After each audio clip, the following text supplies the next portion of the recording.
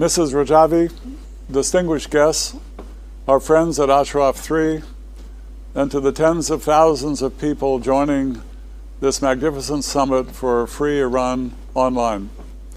I've attended the annual gathering of the Iranian resistance many times, and I've found it inspiring as it demonstrates your remarkable and untiring steadfastness and perseverance for democracy and freedom in your nation, and your enduring resistance to the religious tyranny that not only poses a threat to the citizens of Iran, but to regional and global peace and prosperity and security. You have gone through many trials and tribulations.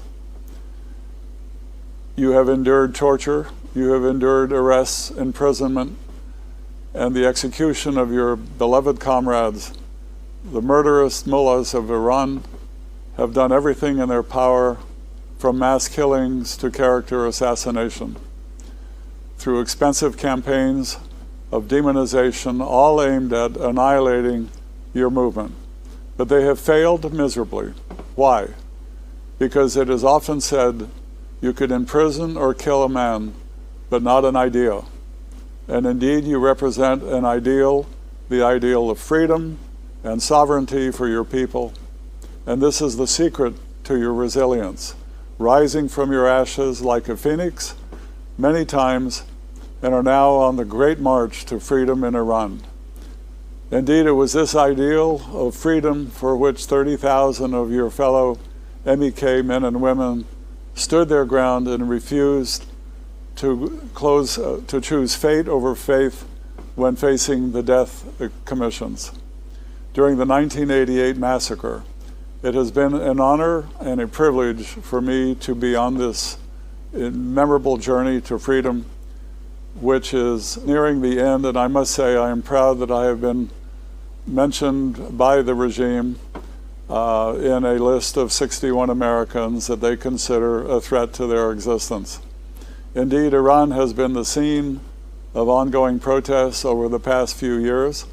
People from all walks of life, all straits of the society, have defied beatings, arrests, and even death to come out to the street and call for the overthrow of the ruling theocracy.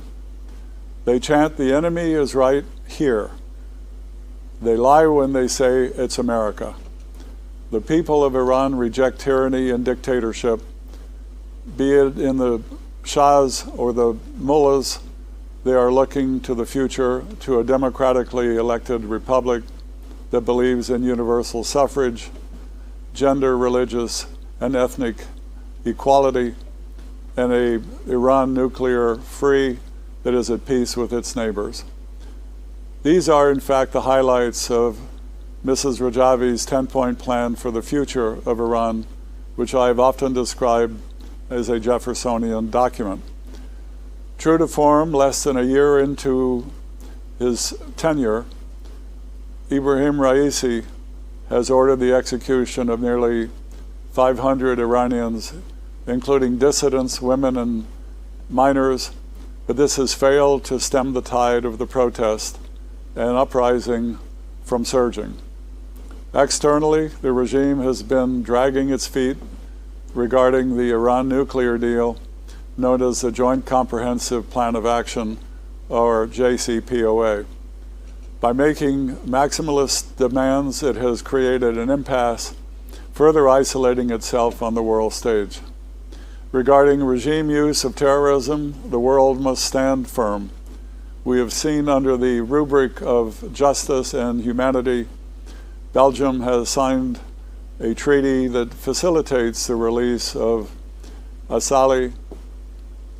I join hundreds of my colleagues across the globe to voice outrage over this shameful treaty and urge Belgium, which is the seat of the European Union, a country I visited and lived in many times as the Supreme Allied Commander of NATO, to cancel this deal, as it only emboldens and gives a green light to the medieval theocracy ruling Iran to continue to take foreign nationals or dual citizens hostage to be used later as bargaining chips. not to mention that it helps a nefarious group to escape justice and accountability. The time has come to end the failed policy of appeasement and stand with the Iranian people and the resistance movement as they work around the clock to end this 4-decade-long nightmare that has befallen the Iranian people and the nations of the region. I would also like to salute the valiant resistance units in Iran who, through great sacrifice and risk to themselves and their families, have been acting as the sledgehammer to break down the walls of repression and to pave the way for the Iranian people's nationwide uprising. That many women are leading their campaign, and the protests in Iran that we see every day is a tribute to the work of Mrs. Rajavi and the brave women in Ashraf 3 who serve as inspirational to their sisters in Iran. It is the presence of these resistance units that will guarantee the downfall of this regime and the dawning of freedom in Iran. Let me end with the apt saying of Mrs. Rajavi: we can and we must. The people of Iran can overthrow this regime, and we must stand with them. God bless you all, and thank you very much.